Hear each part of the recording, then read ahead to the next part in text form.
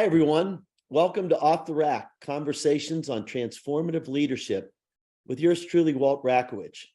As many of you know, in my former life, I was the chief executive officer at Prologis. And since then, the author of Transfluence, a book about the opportunity that we all have to make a difference in the lives of others, to be influential in the lives of those that we serve.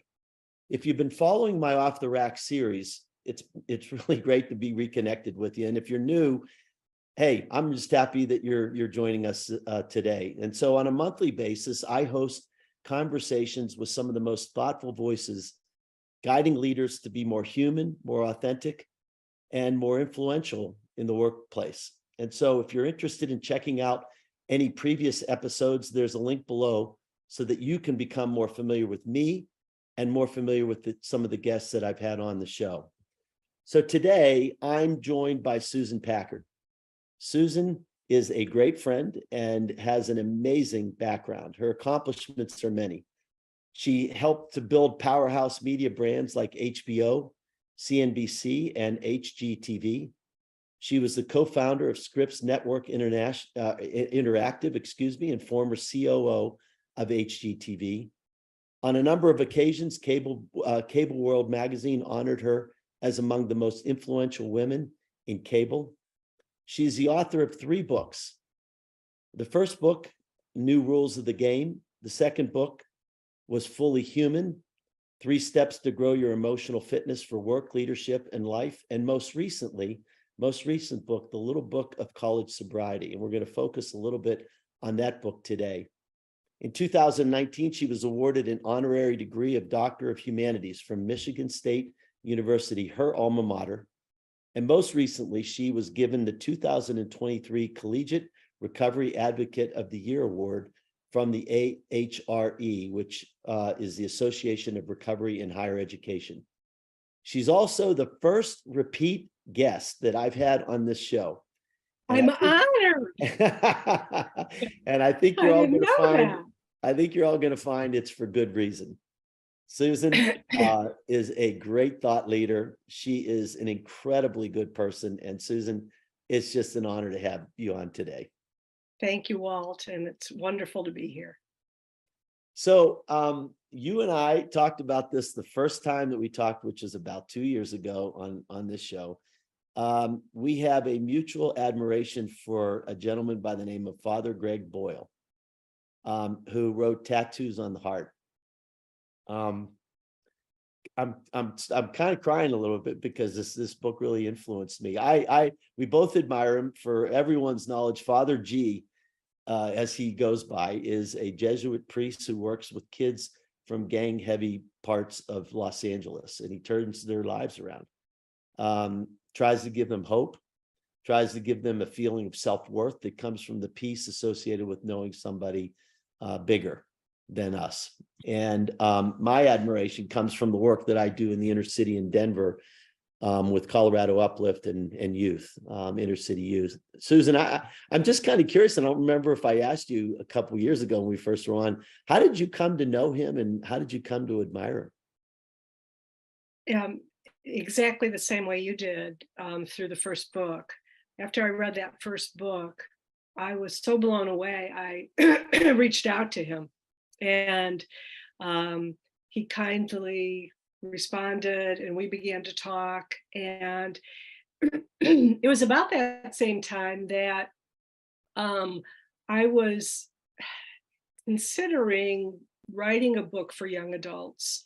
And it was certainly different it was a big departure from the books I'd written. And so I began to talk to him about that. And then I read his second book, and then I read his third book.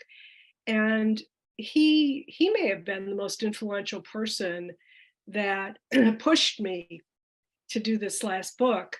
I went through a period of frustration with my publisher because they didn't get it. They didn't understand what I was trying to do with this book. And why am I not writing another leadership book? And, on and on. Why am I trying to enter this world of people that, are not your age? And he said, Susan, you must do this. And there's just something about him that I gravitate toward. And I knew I had to do the book, and I did it. That's I think it's really neat. I personally believe one of the greatest opportunities we have, and perhaps responsibilities we have, is educating our youth in the inner cities, and they don't have the same opportunities that so many have. So I'm really focused on it, but I'm really drawn to the things that he does. Yeah, He's just an amazing person. Um, yeah. so let's turn to your books. And you and I talked about the first couple when we did this a few Mhm. years back. The first one, New Rules of the Game, and then Fully Human. So I won't spend as much time on those books. But I will say, in the first few books that you did, you talked about your career, your overall leadership journey, Mhm. really in the hopes of helping women and other leaders become better at what they do. But in your most recent book, you sort of pivoted to the topic of mental health, and Yeah, I would sort of pivot. how it impacts people in the world. And and and I'll be honest with Right. you, it's an emerging issue to me. When I was leading Prologis, it wasn't an issue that was front and center in my leadership journey, but it has become more and more of that.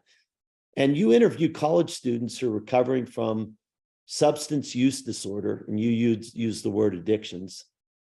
So tell us, first of all, why you wrote the book, what inspired you to write it, and then how did that compare to the writing your first two books, because it's different. Yeah, it's dramatically different because the audience is different. Although parents have picked up the book as well, but the audience is young adults, college students who are wondering about whether they might not have an issue with substance use. And so, well, probably like you, for the last many years, um, I've been traveling to college campuses and speaking about leadership, and that's been great, and I've loved it. Um, I found out though about 3 years ago that there are in some colleges, at some campuses, what are known as collegiate recovery communities. Mhm. And these are gatherings, communities of students who want to experience college sober. Um, Mostly they've had experiences in high school, which have driven them to want to do this. Uh, some of those that are in these communities are curious about sobriety. So they actually have, in some colleges, these are funded by the university. Some growing organically through the students themselves. But it's really a travesty because only 5% of universities even have these collegiate recovery communities. Mm. All colleges have prevention because it's mandated by the 1989 Drug Free Schools Act, but only 5% have recovery communities. So when I discovered these students and thought back to my own days of working in, or being a student in college, and I had an issue with substance use, but I didn't know what questions to ask of myself. I didn't even know I really had an issue, except now as I look back on it and I think about how I used substances versus others around me. I mean, we all party and we all have fun in college, and I get all that, but mine was I took it to a different level. Let's just say that. Mhm. And yet, because I'm so high functioning, I ended up, getting I graduated with honors. This is and this is why I wanted to talk a little bit about leadership as well, current leadership today, because um, there are many high functioning alcoholics and addicts and substance misusers of any other of other many other sorts, who are in leadership today. But the hardest part of this is to actually slow down enough and to examine your life and say, what's going on here? Is there it feels like there's something wrong here. Because we Mhm. don't do that because we're trying to manage people and a P&L. But anyway, I'm getting off track. So I met these students and I was so inspired by their stories of going from addiction to recovery. And I thought to myself, I want to capture these stories. And, if only a few young adults pick this book up that may have some questions or maybe at a certain inflection point in their life. There's a little survey in there, and it's a very easy, thin book. It's also, you can listen to it. You can listen to the stories if you want. You don't have to, um, read the book. But I was hoping that with the book, we could shed some new light on what it means to have substance use disorder when you're in college, when you're a young adult, and because not all of these are college stories, Mhm. um, and because the data shows that if you just look at college students from freshman year to senior year, there's over twice as many who who meet the criteria of substance use disorder, alcohol use disorder by senior year. So I feel like there's something we need to do. And the great news about young adults today is they are so far more open than we were, than I was. If I knew I had a problem, which I didn't, because I didn't know how to get my arms around it, I wouldn't have wanted to talk about it. And they're so open, and it's just, as you know, because you work with youth. I mean, it's just a breath of fresh air to work with Yeah, them. it is. But you mentioned though that the book is really targeted to college students. But when I read the book, I think there's people in business that have these same problems and deny the same problem that they have. And in some respects, you could pick it up and read it, and you don't have to be a college student to get the fact that this applies to your life, or could apply to your life, if you will. Yeah, well, so APA, American Psychological Association, their data says that 83% of adults will have some sort of mental health disorder in their lifetime. Mhm. So that's the vast majority of us. We may Right. not want to face them. We may not want to look at them. So, leaders aren't exempt. I mean, we're all part of this. And if we don't somehow get our arms around them and care for them, it's a part of us. And if we don't care for this part of us the same way we care for our bodies and, other parts, um, you can really go off the rails. Or you can just be, you can be sort of a very repressed individual. And certainly you can't, for those emerging workforces today, they want people they can connect to. Yeah. They want people that are authentic and honest and trustworthy. And so I do think it's important. It's funny when I talk to groups of leaders today, I tell them they all need therapists. It doesn't go over very well, but I still think it's pretty important that they at least hear the message. When my second book came out, Walt, at the very last chapter, I talk about my recovery. Only one chapter, it's not a recovery book. But two of my speaking engagements were canceled after they read that book.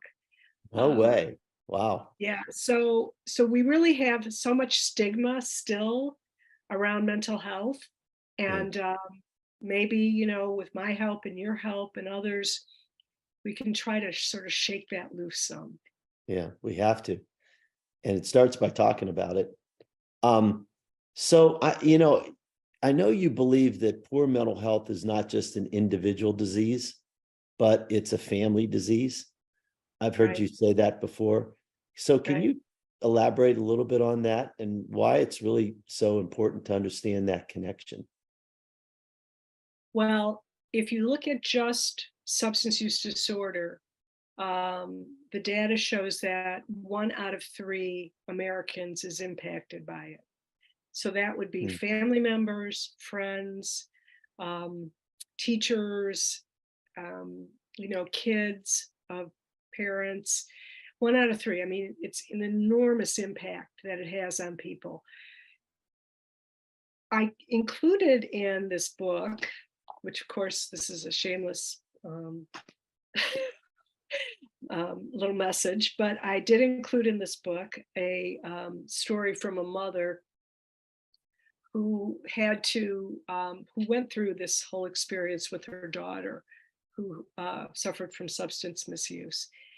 And because parents, I will tell you that having met many parents in this experience, these last three years of working with college students and meeting their parents, many have had to resort to tough love measures, which are so hard.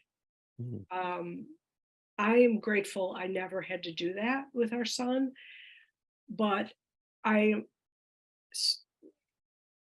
just incredibly inspired by their willingness to do that. And that story was one of those in the book, which was the mom basically said to her daughter, you either need to get help or you need to move out. Thankfully, she got help. But there's another story in the book of another young woman who they did the same thing and she said, forget it. And she became homeless. So parents are impacted, spouses, if you're an adult with any kind of mental health disorder, Mm. spouses are impacted, partners, kids. I hear a lot of stories about from friends, and because I'm in the recovery community, I hear a lot of people share about their lives, their larger lives, and mental health. I mean, World Health Organization says good health is physical, mental, and social well-being, all 3. So mental is one of those 3. And for us to ignore it is a travesty. Mm-hmm. It's just one part of who we are. And we need to care for it the same way we care for these other parts of ourselves. Yeah, and I've been thinking a lot about the workplace. I mean, you describe it being an issue on college campuses, potentially with obviously teachers, at home with families. I mean, when I ran Prologis, I thought about the company as my family. And so the workplace is somewhat your family. Mhm. And True. so can you describe, and not to pivot only to the workplace, but I do want you to talk a little bit about what good mental health looks like. You started touching on that before, and what do we need to do to foster it? And can we in the workplace as a family, if you will, help foster that? Right. Well, I'll use Salesforce as an example. They actually have one of their organizations, one of their community groups is called Sober Force. And so they are very open and they allow those who want to experience life sober to come together periodically at company on company time. I don't know the details of that. Is it during the lunch hour or is it? I don't know those details. But I do know that that organization exists. I also know there are very few like it because I've been trying to find other organizations that allow mental health issues to be present and acknowledged in the workforce. It starts with leadership, this, Walt. It starts Yeah, with leadership. yeah. The degree to which, when we were in the middle of COVID and we started to get out of COVID, there was a lot of feeling of isolation, stress. And I read about a few leaders who had these almost like town hall meetings where they brought their work groups together to talk about these issues, and they kicked it off with their own openness about how difficult it had been for them. Mm, And that's the kind of leadership we need today. Humans, human beings, because that's what we are. mm. Um, and these kinds of things, these upheavals, COVID was a huge upheaval. And these things impact our mental health. And we need to be open about that and care for it. Um, I guess the harder questions are in the realm of, will companies help support financially? I mean, some companies do offer hotlines, um, and I believe certain companies pay for therapy and whatnot, but heaven forbid you should talk about it. I mean, this is the Mhm, issue. mhm. Is, in fact, when I was active in leadership, I had a few people say to me, "I'll never reach out to that resource because Mm, I can't trust that that resource won't tell you guys." mhm. And this is, it's a trust issue. There's a lot of work we have to do in organizations.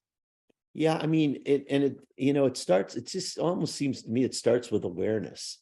And I look back 10 years ago when I was running Pro Lives, I just wasn't really aware of it. And I don't think it was bad leadership on my part necessarily, but I didn't make myself aware of it Mhm. perhaps. And maybe it just wasn't it probably was as big an issue. It was just swept under the rug and so no one talked about it. But, are there ways that as a leader that you can simply become more aware of this and know that it is around you and begin to ask yourself the question, what can I do about it? Well, it helps, I mean, companies have surveys they do. You can do those um, purportedly anonymously. And you can answer questions that companies ask you about resources that you need. So if you're a leader, ask them, what do Yeah, they need? What do you all need that I am not that this company is not providing you with right now? yeah, And if it's anonymous and they can trust that it's anonymous, they may end up telling, the leadership there. Um, we have trust, we have to rebuild a lot of trust. Even HR, there are a lot of questions about whether HR is bought and paid for by, the C-suite. yeah, And so we have a lot of trust that we have to build every day in organizations so that people that work there will feel comfortable, will want to come to work, will be who they are. I mean, that's really all we want. yeah. But you mentioned it really does start with leadership, almost articulating that that they want to help. And then Mhm, being trusted by others, which takes time, mhm, that they won't be reprimanded by stepping up. And mhm. and that is missing in a lot of companies in your view, you would say. Yes, it is. I'm hoping that as new generations of leaders emerge and take their place, that will change. I'm confident that this age group of the Z generation, um, I believe that they'll be fine with it because Mhm. they've been raised with. I mean, been fine with it since they were young, Yeah, and they've been in tune with their mental health since they were yeah, young. So it's just a part of them. I mean, one yeah, of the beauties of my working with these folks, the young men and women, is that they they're so they've helped me to see that this is just one part of who we are, and in some ways we're stronger because we're aware of it and because we're caring for it. If you take care of all these parts of ourselves, then you are in a position where you are living fully and you're able to give all of your talents and back to the world, all of your gifts back to the world. Um, I can't imagine. I helped to build businesses. I was a strong entrepreneur. I knew I had a substance misuse issue while I was working. I tackled it. I wasn't very successful with it, but ultimately I was. It took time for me to really get to that place of a really solid recovery. But I couldn't have written books if I wasn't caring for my mental health. And today I work in sustainability. I'm working with the president of a hydroponics farm, and this is a way to grow food to feed people, but not destroy the planet. And sustainability is really an important part of my life. I can express that now. There are all these things I can do because I'm caring for my mental health. And Mhm. that's really all we're talking about. Yep. Yep. So, when I read your book, I was interested in the consistency of how the students who succeeded in sobriety did it. And not that there was always one path, because there wasn't, but one of the things, many of them, I should say, made the decision first and foremost to live with integrity. Basically, they were honest with themselves and said, I have a problem.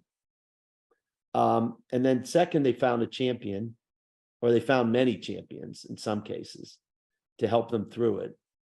And then they took some physical action. Some, not all of them, but many of them took a physical action, became more active. As you say in the book, moving a muscle is changing a thought. And my wife likes to say that movement is your friend. I do believe in that.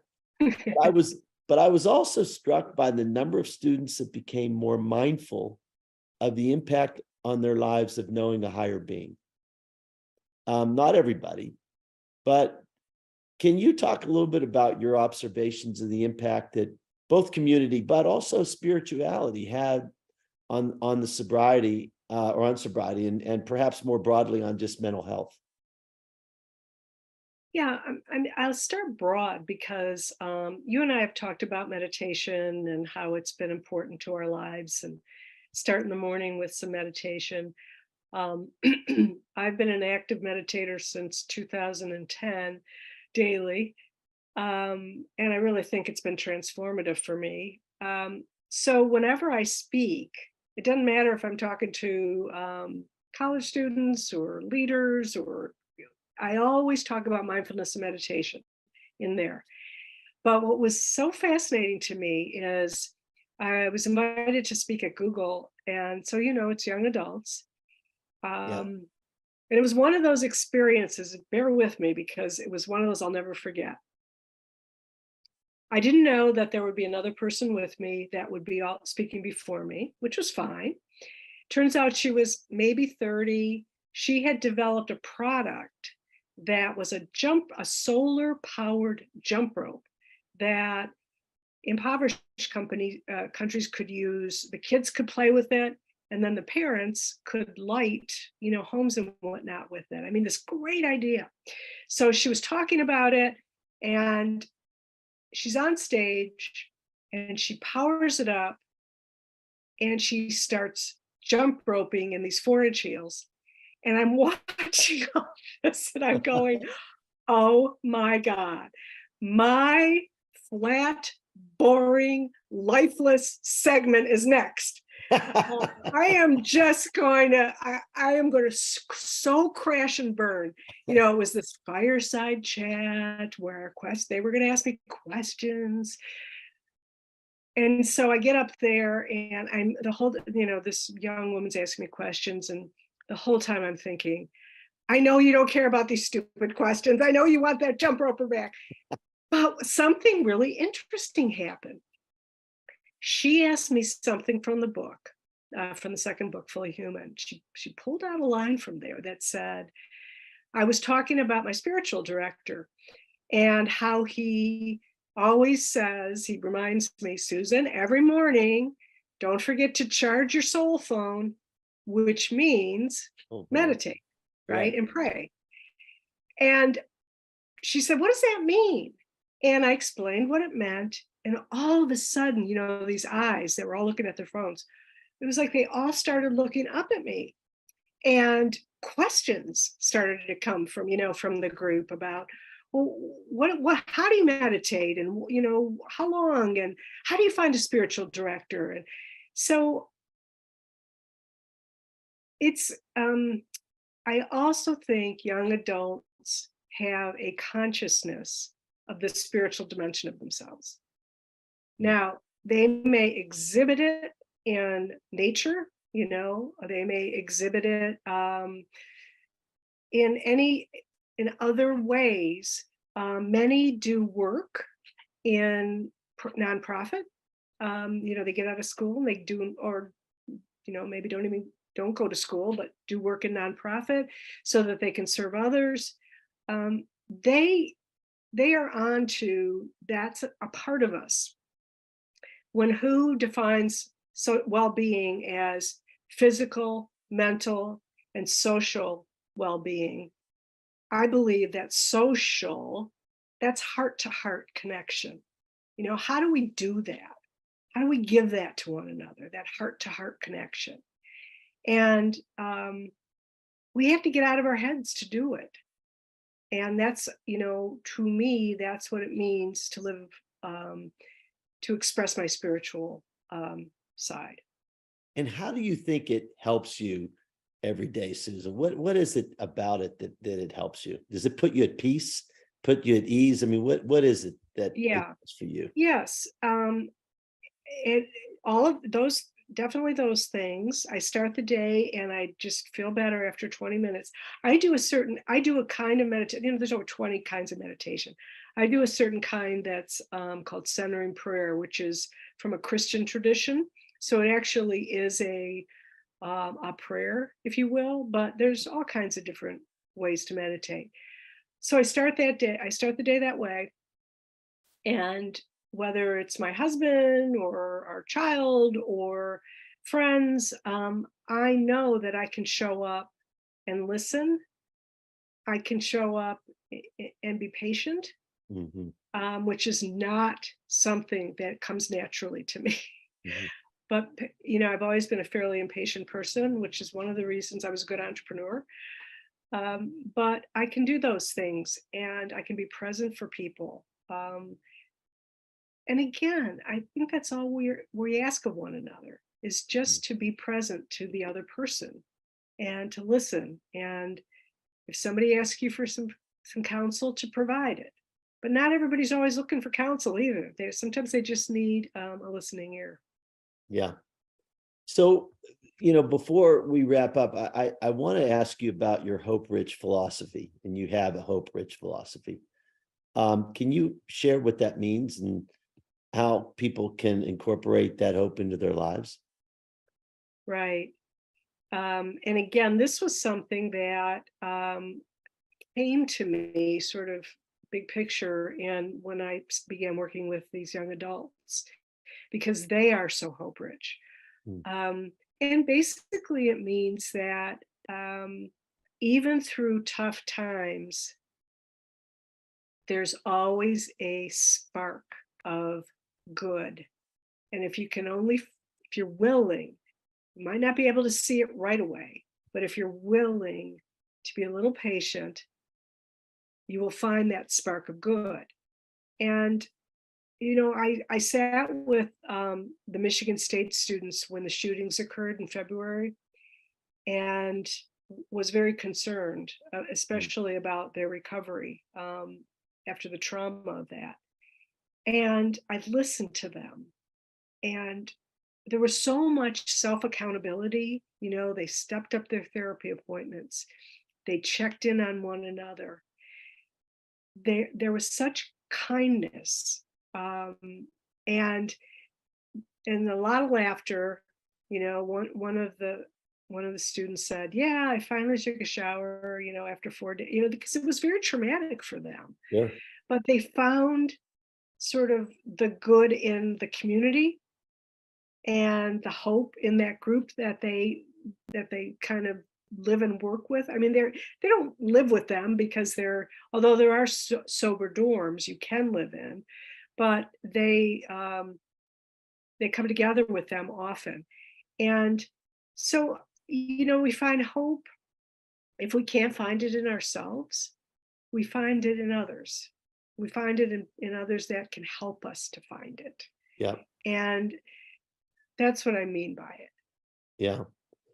So that sort of brings me to my final question. And I asked you this before, but I ask all my guests this question. So I think hope sometimes is a matter of your attitude. And if you have a good attitude, glass half full, you'll have more hope. And if the glass is half empty, then you'll have less.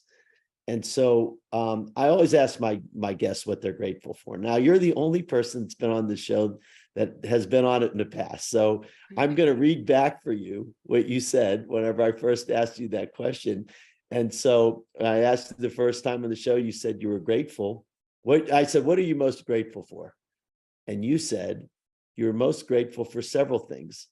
Number one, how you're wired, how you were made, the fact that you were fortunate to be an empathetic person, your relationships with friends and family, and your curiosity, which so benefited you in your life. And you said you were also grateful for the different jobs you had throughout your career that never bored you, and that you were grateful for the opportunity that you had to give your talents and gifts back to the world. That's a lot to be grateful for. But now, 2 years later, you've written another book, completely different than the first two that you wrote, I think. Is there anything that's happened to you over the last 2 years that you would want to add to that extensive list of being grateful for? Yeah, I mean, absolutely. And by the way, you read that list and it sounded very self. I'm glad at the end I kind of got out of myself to say, yeah, I'm also grateful for other people and other friends. And that's part of our individual journeys. I mean, that would be interesting for you to do, to go back to your guests and ask them, a couple of years later, Yeah. what are they grateful for? Hopefully we evolve, right? And we transform, our lives so that we can give back. Yeah, I'm incredibly grateful to the students that I've met, their parents, the whole experience of the hope they've given me Yeah. that our future is in really good hands. In fact, I just wrote a piece about how I believe that these are our future leaders. So I'm grateful to them. And I'm grateful that I can continue, and here's an I, but I can continue to find things I'm really passionate about and give myself to them and hopefully make a difference. I love it. Well, Susan, I'm grateful for you being on the show. I really am. And Thank you. I'd just like to thank you for just another amazing opportunity to spend some time with you. And so thank you very much. And I'd like to thank everybody who made the decision to join us today. Thank you. I'm grateful for you. And I'd ask that you keep an eye out for future Off the Rak interviews and check out my LinkedIn newsletter, which is now called Off the Rak Plus, where you can find previous episodes, you can find resources and transcripts and more. And next month, I'm going to have on Neely Bendapudi, who is the president of Penn State University, one of the largest universities in the country. You're not going to want to miss it. There's a lot of good stuff that not only Susan has brought up about higher ed, but people are bringing up about higher ed, period, right now from a leadership perspective. And she is an absolute dynamo. I think you're going to love listening to her. And so until then, I encourage all of you to be human, to really find a way to have a positive influence on someone around you each and every day, because there's lots of opportunities to do that. So thank you, everybody. And Susan, thank you again.